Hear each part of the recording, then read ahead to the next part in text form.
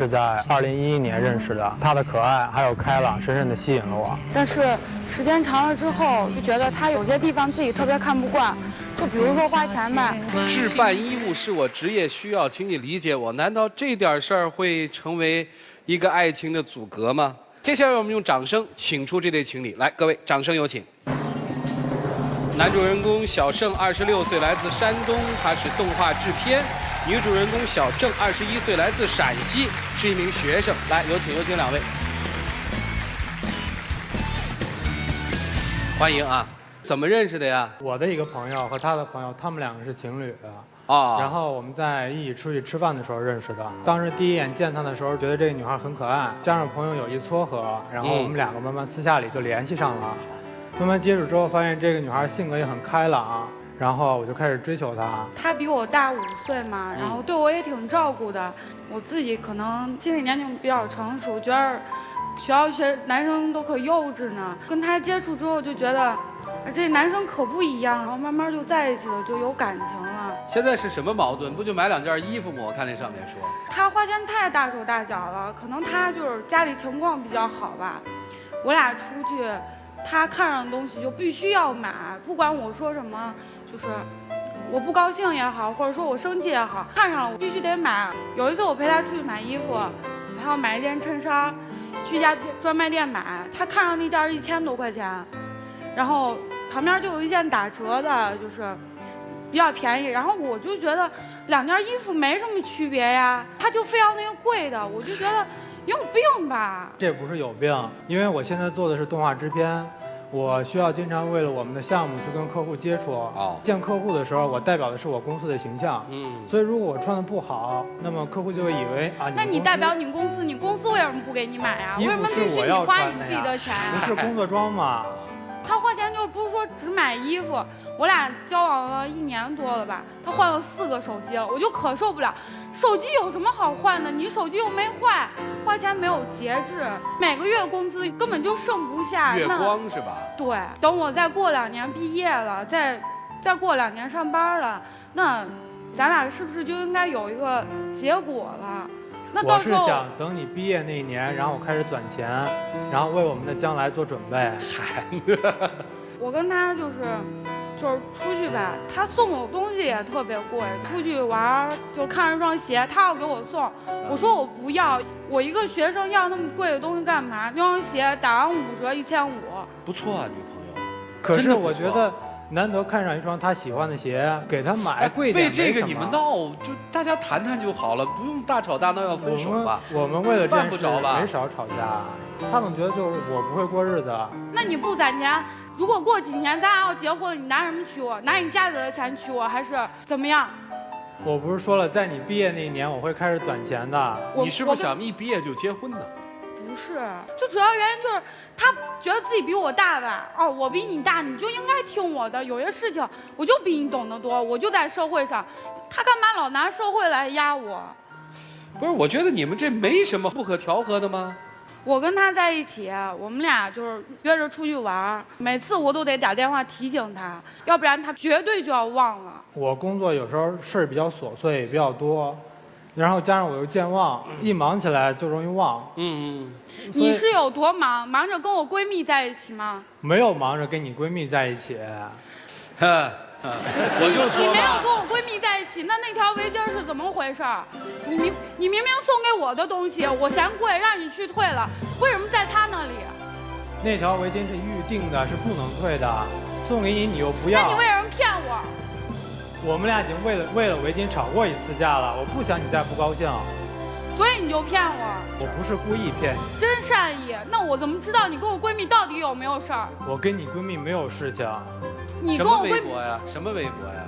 她送了我一条围巾，我觉得贵，然后我跟我闺蜜也说了，然后我闺蜜也说挺贵的。我说那我还给她吧，太贵了，我不想收。然后我就还给她了。然后她跟我过2天说。围巾我已经退了，然后我闺蜜发了一张照片，就是戴着围巾，别人给评论的说这是不是你男朋友送的围巾，还真漂亮。然后我闺蜜还说，那现在不是，没准过一阵就是了。那如果你没暗示，我闺蜜怎么会说那种话？我没有向她暗示任何事情，我喜欢的是你。你跟她闺蜜还送东西啊？送那么贵的礼物？不是，就是那次从她那边出来，正好碰上了，然后就说起来，因为我俩经常吵架，就是她闺蜜也经常帮我们俩调解啊什么的，然后我就说也没法退，要不然没办法就只能那什么了，我姑娘，用不上。打开天窗说亮话，你到底是反感她这个花钱大手大脚的习惯，还是你觉得她跟你闺蜜之间？花钱大手大脚占一部分吧，但是不至于影响我俩的感情。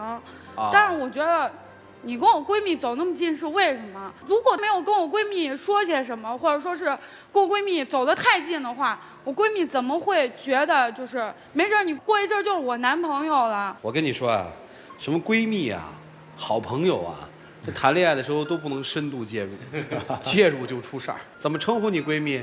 我不想说她，她现在不是我朋友。连朋友都不做了？为什么呀？他是我男朋友呀。嗨，你是我朋友，你怎么能那样呢？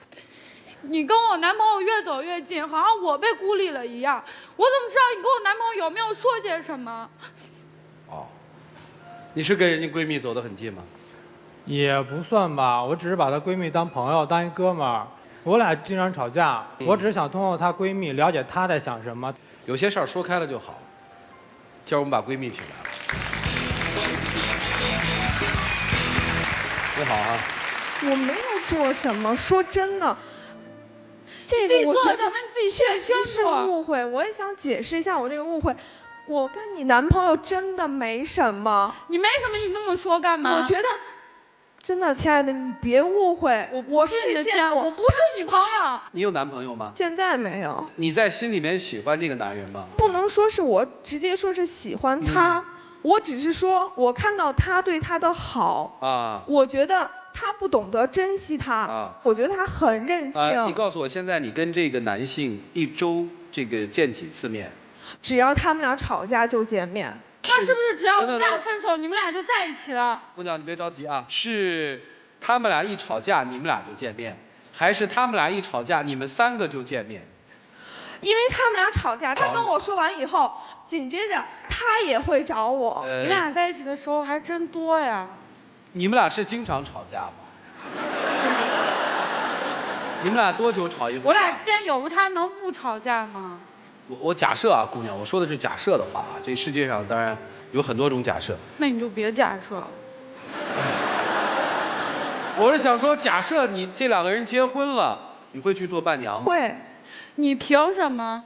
怎么说？我觉得，我一直把你当朋友。好吧，你回答我的问题吧。假设他们俩分手了，你会追这个男孩吗？会。我觉得我看到他的好。人家姑娘很喜欢你，你给个意见呗。我现在心里只有他。我是让你对这个姑娘说，你心里有她吗？没有，我只是把她当做一个朋友啊。你心里有她吗？有。当然，他如果愿意的话，我很衷心的祝福他们俩，我也很愿意去帮他当伴娘，因为我们俩的感情很好。对我。咱俩现在开始没有感情，你有没有想过我的感受？你有没有想过你是我的朋友？我觉得这样好不好，姑娘？可能我想的太简单了。不，大家都冷静一点。这个想的真简单，你只是想跟他在一起，对吗？你们俩要不是老吵架，他有机会吗？但是我们也没什么呀。我知道你们没什么，我相信你们是纯洁的，所以你一点都不理性，你不克制。现在大家坐起来把这个事实要谈开，而不是要拱火。你发那么大的脾气有什么用呢？这样的朋友跟这样的男人我不稀罕。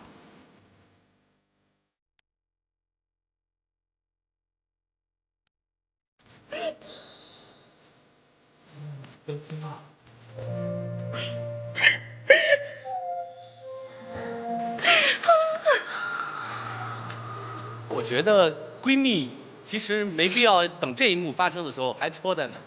她不在这儿，她怎么有这一幕？其实这个姑娘也挺不容易的。那你下去休息，谢谢你能来啊，来，回来吧。我能站这儿吗？哟，来吧，问问吧，你觉得你们俩有问题吗，姑娘？有。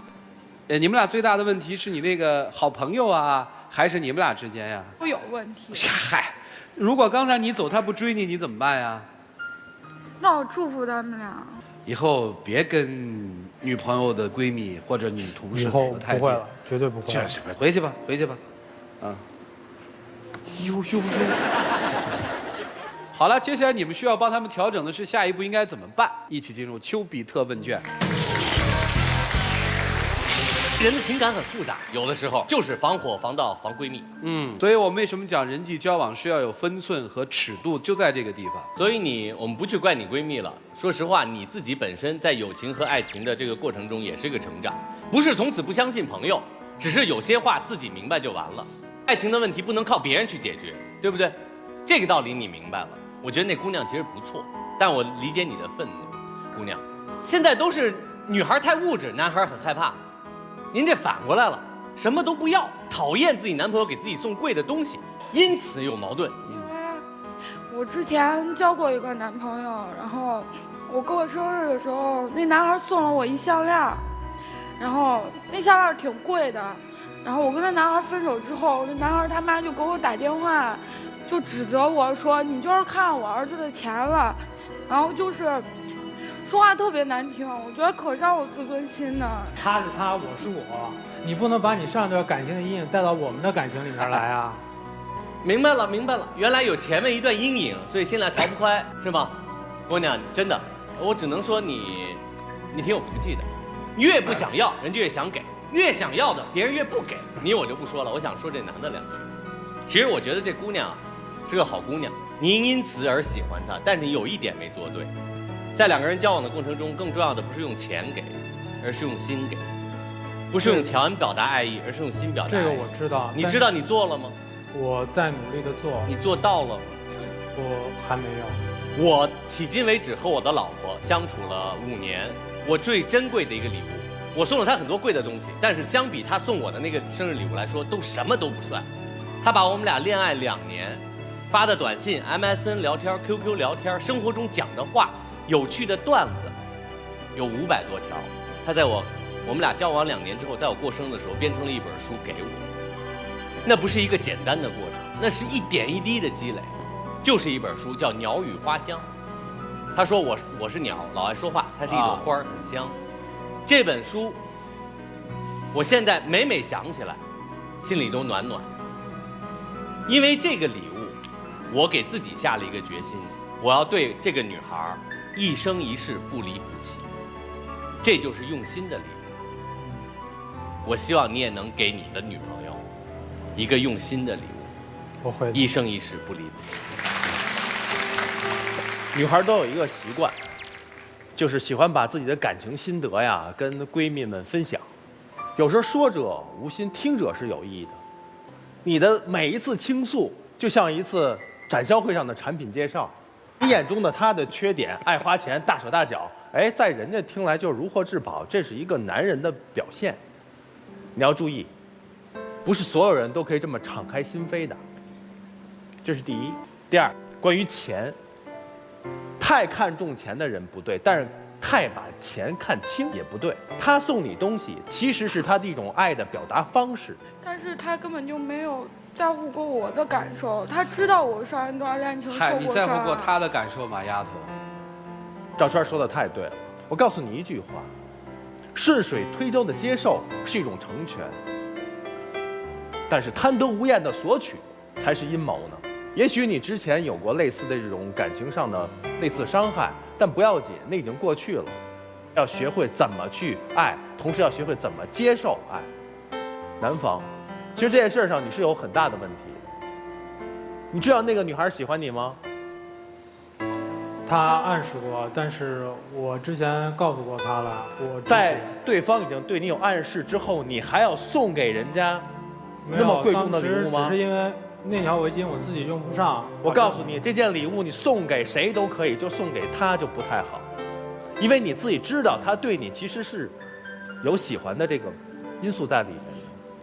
如果你真正的爱他，你要做到自律，你送给他这份真心，这份安全感是无价的。跟男生说几句，其实看一个人送礼物是可以看出这个人的人品的。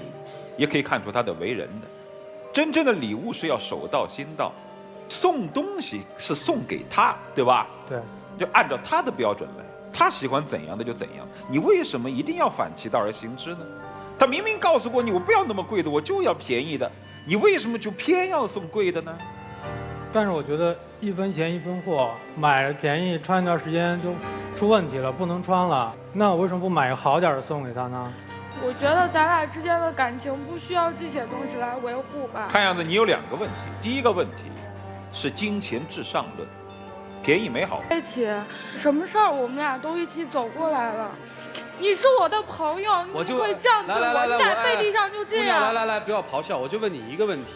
你们俩谈恋爱就这么点事儿，为什么老沟通不好呢？就买个便宜衣服还贵衣服，怎么这点事儿你跟他就沟通不好呢？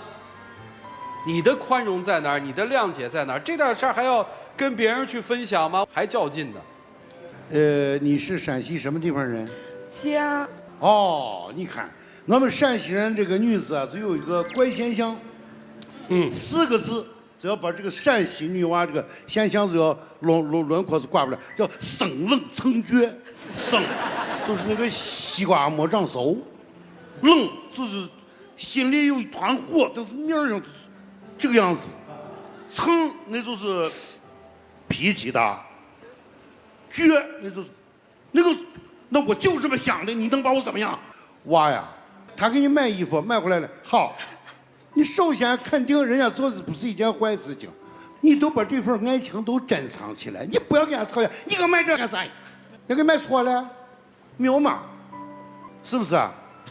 我也是老陕，所以说咱是要把自己的缺陷都要想到，我们有什么毛病，在恋爱的过程当中，我们怎么处理这件事，怎么把自己的性格要压制，要和谐嘛。听贝贝一句话啊。这些事情在人家没有错的时候，一定要和平共处。买啥你拿啥，拿啥再啥都不用，都存起来。他问你为什么不穿？等结婚的时候穿。到最后，即便是吹了，他妈来给你要东西来了，这都在这搁着嘞，我一下都没动，对吧？谢谢贝贝。哎，你看，所以你也得学呀。21岁也不小了，2个人的互动也得学呀。我们越善良的时候，我们恰恰更要注意我们的表达方式，因为我们会觉得我没错呀，你为什么不理解我呢？人有的时候恰恰在这儿吃很大的亏。一个善良的想法，即使你再对，即使这个人跟你再近，也不要那种伤害的方式去表达。接下来是你们自己的表白时间，一起进入黄金60秒。宝贝儿，我真的很喜欢你。对于花钱这个方面，我以后会收敛的。送给你东西的时候，我也会先征求你的意见。以后对你之外的所有的异性，我都会跟他们保持距离。我心里只会有你一个。原谅我好吗？对不起，真的对不起。我会沉默。不是你们俩干嘛呢？回吧，冷静啊，回转门去。姑娘，你好好想想啊，想清楚再出来啊。请关门，请关门。来，各位拿起手里的表决器，咱们今天做一特小的调查。你会把你很私密的情感的事儿，跟你的好朋友和盘托出吗？如果曾经做过，就是赞成；如果没有，就是反对。来，各位请选择。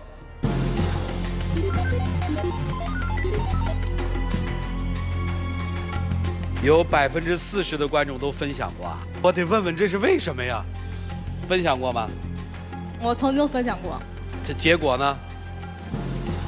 然后我又跟男朋友分手了。你跟你男朋友分手，跟你闺蜜分享这件事儿有直接关系吗？没有直接关系。谢谢啊。哎，马丁，你分享吗？跟哥们儿分享，我分享过。一般分享的时候都是失恋的时候，撕心裂肺，找哥们儿喝酒倾诉。但是现在的年轻人喜欢秀幸福，就是幸福的时候分享，他们一分手就自己把自己关起来了。那整个整反了，应该是幸福时候自己把两个人关起来，分手了大家来一起承担一下心理负担。我觉得结果不重要了，关键看这姑娘有没有一些思维的转变。来，各位一起数5个数，5、4、3、2、1，请开门。精彩栏目马上开始。5、4、3、2、1，请开门。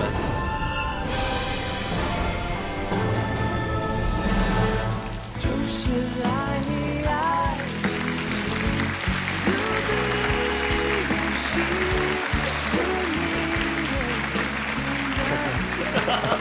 你，哎，分手啊？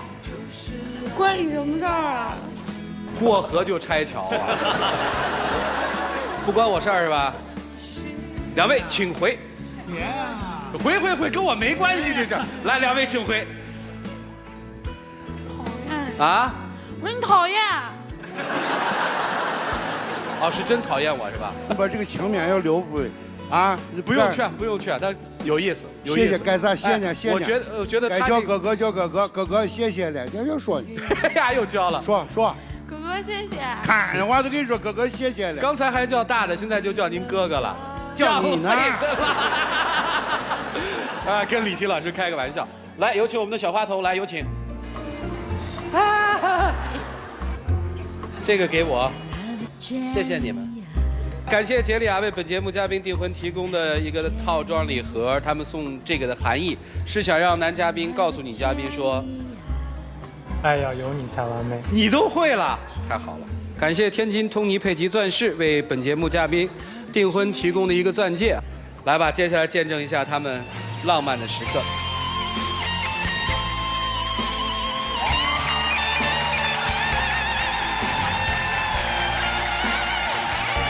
请亮灯。你学什么专业的？不告诉你。啊？我不告诉你。要他们听一下吗？那随他们自己。哎呀！祝你们幸福。谢谢贝贝。接下来我们来看下一对嘉宾朋友在他们的爱情道路上碰到了怎样的困惑。来，各位请看，听道路上的坎坷了吗？接下来我们掌声请上他们。来，掌声有请。男主人公小李31岁，来自北京，职业 IT 编程；女主人公小梦来自辽宁，职业是酒店前台。来，有请两位。你好，你好。嫌他邋遢是吧？特别邋遢，让我难以接受。他邋遢到什么程度？你给我们说说吧。因为他是做电脑编程的，半夜有灵感了，他就会起来去做他的工作。做完这个工作之后了，他肯定会晚上饿吃一些东西。桌子上面、电脑上面、键盘里面都会有一些改变什么了呀？不是，我真没弄明白他到底哪儿不好，你说给我听听。我就告诉他，你一定要睡前洗澡。基本上等我睡着之后，人家根本就没洗澡。我睡前不洗脚，我特别受不了。是吗？我觉得现在不是，已经改掉了，改了就好嘛。还有我在家里打扫卫生的时候，因为我家那个地板是这种一块一块的，然后我就会跪在地上擦。每次我一擦地板的时候，他就在那地上溜达来溜达去的，然后我就特别生气。刚擦完你又踩脏了。我来回溜达是因为说，我本身是做编程，那我可能我坐在那里我想不出问题来，来回走对我的思考有帮助。你们俩是怎么认识的呢？我们俩在同学聚会上认识的。你那么爱干净的一个人，怎么会接受一个头发打绺的男人呢？因为之前可能没跟他生活在一起，然后不知道他这些。可是我跟他在一起之后，我就感觉他这人怎么那么邋遢，就感觉我特别受不了。要以后生活这样的话，真没法。你们现在不能分开，是谁不愿意分啊？我们俩都不愿意分。你们俩都不愿意分，然后又不能为对方改，他不能为我改。他对于家庭卫生的处理，已经到了一种极致的地步。从他开始收拾我的家庭之后，我身边已经没有朋友敢上我们家了。本来我们家是一个就是大家亲戚朋友聚会啊，本来是这样一个地方，结果现在变成什么了呢？就是所有的朋友告诉说我不敢去你们家，原因是你们家都成为一个无菌实验室了，我们进去就是病毒入侵。原因就是因为有时候我的朋友去了，就是坐在一起聊天，然后可能嗑点瓜子啊什么的。因为我知道他的习惯，所以我尽量的把瓜子皮什么的东西都扔到了垃圾桶里。但是掉出一点点来的时候，他就会拿菜条扫。然后如果掉到桌子上呢，他要拿抹布擦，也不管别人在不在。姑娘，你这么干，你觉得累吗？你告诉我。为了健康嘛。不是你觉得累吗？不累，特别有成就感。好，那你现在要求他改什么呢？以后不要那么邋遢。这事儿大吗？大。解决不了是吧？解决不了。就非得让他们解决是吧？对。那你对他有什么要求吗？我慢慢的在改变，我也希望他不要做到那么极致。你们俩就这个样子，感情能好吗？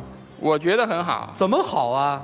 说给我们听听。其实他对我的关心很多比如说就是他有时候上班大概是9点到10点才会下班，他知道我平时做东西可能就是从冰箱里随便拿一口东西就吃了，或者是随便泡个方便面，然后他不管再累怎么样，然后他一定会做出一些吃的来，我会觉得很温暖，因为他愿意为你做东西吃。还有呢，感情好的另外标志是什么？你说说我听听。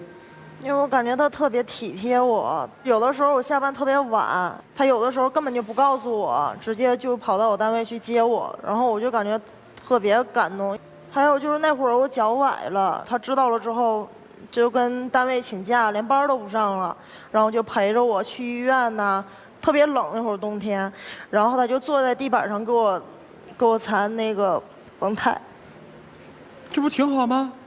那你们还折腾什么呀？这些生活习惯上的差距有些无法接受了，因为你什么接受不了？他已经到了就是太极致了。如果我们出去吃饭，一个女士一侧身，那意思是你开门，那我觉得一个男人应该去开门，他应该很有绅士风度。这个时候，但是慢慢的我发现他从来不会去拉门的把手。有一回下雨，他到家门口了，给我打电话说你还有多长时间到家？我说我还有15分钟。外面下着雨，他拿着伞在雨季里站了15分钟。我问他为什么不进去，他说没有人从里边出来，他不想去拉门的把手，那样手会脏，就等着我回去，然后把门打开，然后他好进门。那门多脏啊，多少个人碰啊，多脏啊！我肯定不会自己开啊。我觉得他对卫生的要求有点过分的追求了，所以我好了，明白了，明白了，是真的吗？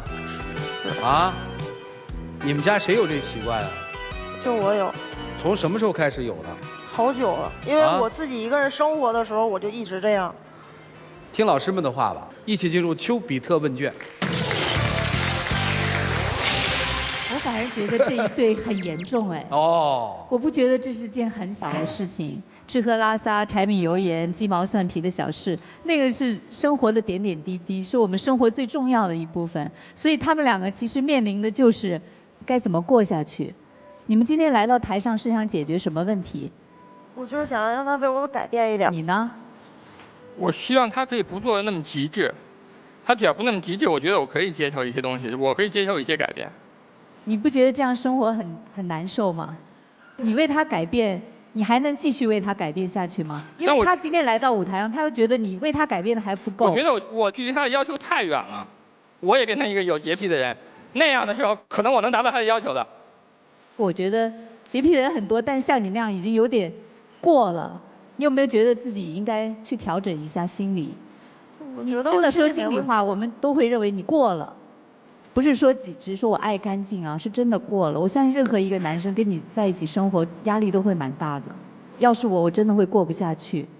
老公，你老嫌我，他老嫌我乱放东西。我算是什么都讲究要放得工整，但是我相信就是生活当中应该随性一点吧。你太过相信自己的心理习惯了。对，我觉得女生应该从自身的，因为我听上去男孩子没有太多问题，并且我跟你讲，你找了一个 IT 行业的，我们认识的大部分 IT 行业的男孩都像他这样，就忽然会想到什么可乐啊、薯片啊，床头放了一堆，然后打字的键盘上面都是食物。我真的不骗你，好多 IT 行业的男孩子都是这样的。我最受不了他这一点。我那桌子刚插完，没到1个小时，直接那上面什么都有。我一上班，我辛辛苦苦工作，他就不能体谅我一下吗？这是可以改的，对吧？发现不同其实是婚姻关系里面必经的一条路径。谁都是带着20多年的经历和生活习惯出现在另外一方面前的。关键是我们如何发现这个不同，并且如何互相去包容。你的要求点很明确，让对方做修改，但是你有没有想到自己需要改哪些事情呢？爱干净好事儿，对健康有利。矫枉过正，它可能就有可能是心理问题了。你有没有想过，你的这有可能的一种病态的行为，不光影响你们恋人之间的关系，你正常的生活社交有没有影响？我问你一个细节，到了公司门口，如果万一没有男同事经过那个门，你怎么打开呀？门口有保安。保安帮你打开。对。你有没有会因为类似这种细节问题导致工作上的一些困惑呢？好像没有吧。你的周围也是真空的。他可以垫着纸巾进去，或者是如果里边有卫生间，他可以在开个门之后马上去卫生间洗澡。我问的再直接一点，你有没有因为你自身的这种习惯，导致同事之间的关系僵化，或者说影响你的工作上的某些细节，有没有过？我可以先忍一下，然后马上去洗手间洗手。你说的太好了，你可以先忍一下，然后自己去处理，对吗？回到你们恋人之间的关系。那是同事之间，这以后可能我们俩结婚变亲人了，那能一样吗？我包容他那么多，他就不能为我改一下吗？你包容他什么了？你让他洗手之后要上床，然后而且是摸着黑的，他可能得上几遍才能上来。你包容他什么了？我不是希望他卫生一点、健康一点吗？所以你看啊，同样跟同事跟你没有什么爱的关系的同事，你都可以先忍一下。为什么到你爱人面前，你却不能忍一下呢？忍不了。这以后要是结婚了的话，那我得忍。咱不说以后，你忍不了还能结婚吗？咱先说现在，你为什么不能忍？你好好想想你的问题，为什么一定要对方去迁就你，去包容你，而你自己不能做一些让步，去改一些？我如果向他那边靠的话，那肯定不健康不卫生啊。你们俩目标点是在中间，或者甚至于是偏向你，他可能做的更多，他改变的更多，而你只要稍微改一改，回到我们都觉得可以接受的那一步，其实你就做到了。男孩，其实你有一点点的问题，比如说吃瓜子儿，什么样的生活习惯才能全陷到那个键盘里呢？为什么你几次的键盘都会被他去做卫生呢？因为你说了一次不改，两次也不改。他的确有一些过分的地儿，但是你不能只拿他过分的地儿来掩饰你自己的不足。你只要做一些调整，让他看到了你在改变，其实他也可能也会主动的去改变了。邋遢大王遇到洁癖小公主啊，那个是谈到这个问题的时候，我也很羞愧，因为我在家我也挺邋遢的。像我们这种宅男的键盘一般都很脏。也就是必须要定期去清洗。我一直觉得吧，绝大部分的男人在家里面都是病毒源。江山易改，本性难移，但最难改的是什么？是生活习惯。如果一个男人愿意为你改生活习惯，愿意为你每天洗澡、洗脚、洗这个洗那个，那他就几乎是愿意为你去死了。真的，我现在看来，他是愿意为你去死的，你是不愿意为他去死的。其实很简单，你觉得他没有改吗？他很容易改。你说那几点，那个键盘上脏对吧？键盘不是有那个保护套吗？以后用保护套行吗？屏幕我们贴一张屏保，隔一段时间撕掉嘛，行吗？可以。他现在跟您说的好，回家就不一定什么样。问题在什么地方，你知道吗？男人确实应该是每天洗澡、每天洗脚，这些你说的都对，但是你不要拿自己对的东西，拿别人做错的东西来掩盖自己身上的缺陷。不是说人家错了你就一点错都没有，你要正视自己身上是有问题的。在那么多朋友里面，有没有一个人像你这样不敢去拉门的把手的，不敢去按电梯的按钮的？你认识的人里面有吗？没有。你只有知道这个东西是有问题的时候，你才能正视它，你才会去做调整。让他改是对的，你可以让他改，没有问题。我觉得你可以1、2、3、4、5、6、7、8、9、10把它列出来，但是我建议你自己心理健康这个问题要去调整一下。你老说要健康要健康，那你自己内心的健康呢？我建议你好好的想一想。杨洋老师说，衣食住行这个习惯是一个很大的问题。我是非常赞成这句话。如果夫妻之间因为生活价值观的问题不能走在一起，那叫道不合不相为谋。但如果因为衣食住行而不能走在一起，只能说明一个问题，就不够爱。我是有洁癖的，我摁电梯只要手上有车钥匙或者是笔，我一定去用那个去摁的，我不会用手去摁。但是我还没有到达他那种极致。陆琪老师能理解我的想法吧？我能理解你的想法，我没有到达你那样的境地。但我也很爱干净，我深深的能够理解你的苦恼。我是地上不能有一根头发丝的，但我们家小丸子他就不是这样的，他也是属于跟他一样。你比如说削个黄瓜皮，我们就会对着这个垃圾桶削啊，一块一块掉进去。他不会，他就对着那个水槽啊，啪啪啪啪啪啪，那水槽全堵了。每次都要说他，我不胜其烦，我深深能够理解你的苦恼。刚刚拖完的地，刚刚吸完的，他蹭蹭蹭就跑进来。但是想一想，像你我这样的人，为什么会找那样的一个伴侣呢？这背后是有规律的。任何一种衣食住行的背后，都今天是俩病人的对话。对，但没关系啊，我们两个病人有2个好妻子就可以了。最后一句话说的挺好的，这俩病人有一好妻子，当然我想这个病人都是打引号的。刚才涂老师那段话，其实我最想问他的是，你是怎么把你老婆搞定了，让她能接受你这个的？这是他需要的。那我就说一说啊，事实上到现在，我们还会为这个问题时常会有所争吵。你比如说一个很简单的问题，晚上吃夜宵，我就绝对不允许在床上吃夜宵的。我哪怕饿着，我也不愿意把床上吊上一点渣儿。但他喜欢吃，那就只有我干，那就没有办法。但是他也有一点难能可贵的地方，就是每一次我在这个外面做完节目回家之后啊，家里总是一尘不染。他会给我惊喜哦，但是当我刚刚夸完之后，坐下来不到10分钟，我就发现那只是表面上的干净，很多东西都塞到处地方去了。但这个时候我并没有愤怒，我反而会觉得他为了我能做这10分钟的妥协，我已经很开心了。所以这个关键点你听明白在哪儿了吗？就是对方如果没你那么高标准的话，那你就自己去行动吧。当然你那个就得按涂老师的媳妇儿那样去做了。所以我还是说小问题，关键就是涂老师说那句话。你们的爱够不够支撑着往前走？好了，一起进入接下来的黄金60秒。我希望我可以找到的是一个爱我、关心我，甚至很细心的女孩。我认为我找到了，我只是希望她的要求可以降低一层标准。我一直以为我们俩的感情没问题，但我希望你能为我改一点，就算一点点也好。我每次一打扫完卫生，我希望您会保持一下，不要说我刚打扫完，你又弄得哪儿都是。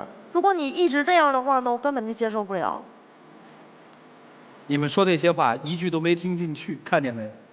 愣是什么都不听。你换一种表述方式试试呢？你愿意怎么着就怎么着，但是我还是爱干净的。你弄得多乱，我都给他打扫。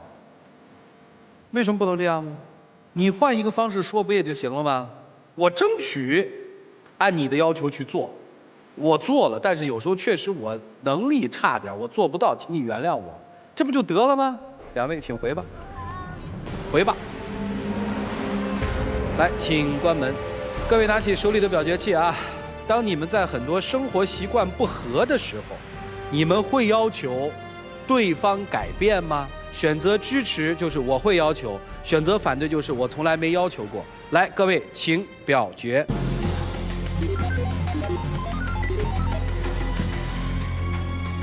我谢谢现场观众朋友的坦诚。大概人呐，做事儿的时候都会这样，说起来都很轻松，真做的时候，你看，71.43%的现场观众都会向自己的那一半提出来说：“你改变吧。”但是我们恰恰说，让一个人改变是非常困难的。来，各位数5个数，5、4、3、2、1，请开门。提醒您，精彩栏目马上开始。5、4、3、2、1，请开门。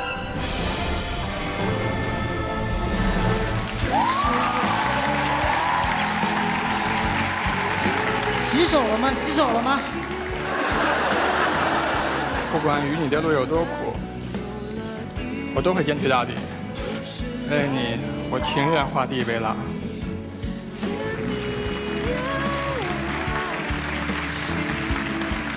哎，姑娘，人家要改了，你怎么办呀？那我就勤劳一点儿啊！我不抱怨了，我勤劳一点。不然你以后啊，要学会表扬别人。当你的丈夫为你改变的时候啊，为你慢慢改变自己的生活习性的时候，哪怕是一个细小的改变，你都要表扬他。就是好丈夫是夸出来的。来，有请我们的小花童。感谢天津通尼佩吉钻饰为本节目嘉宾订婚提供的一个钻戒，感谢杰利亚为本节目嘉宾订婚提供的一个套装礼盒，表明在你的世界里，爱要有你才完美。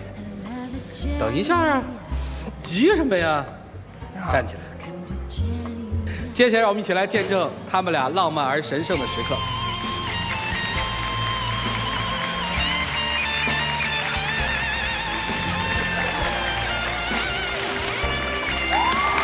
恭喜你们，祝福你们，请回来，请回，请回，请回，恭喜啊！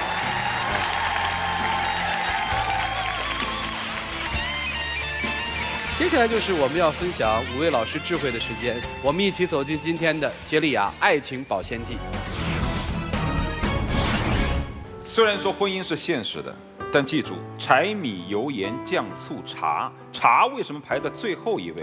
因为前面6位虽然是现实的，但是茶还是需要你的生活当中有清新雅致来调剂一定的精神生活。夫妻2个人过日子，就像2个和尚在挑水，共同承担着这家的责任。但是有请老公要把水桶稍微往自己这边多挪一挪，为妻子多承担一些水的分量。柴米油盐酱醋茶，锅碗瓢勺交响曲。要把日子过和谐了，那我们就去习惯2个人共同在一起的时间。感谢杰利亚对于本节目的独家冠名播出，感谢娃哈哈格瓦斯对于本节目的特别赞助，同时要感谢兰蒂高级定制友情赞助本栏目主持人的服装。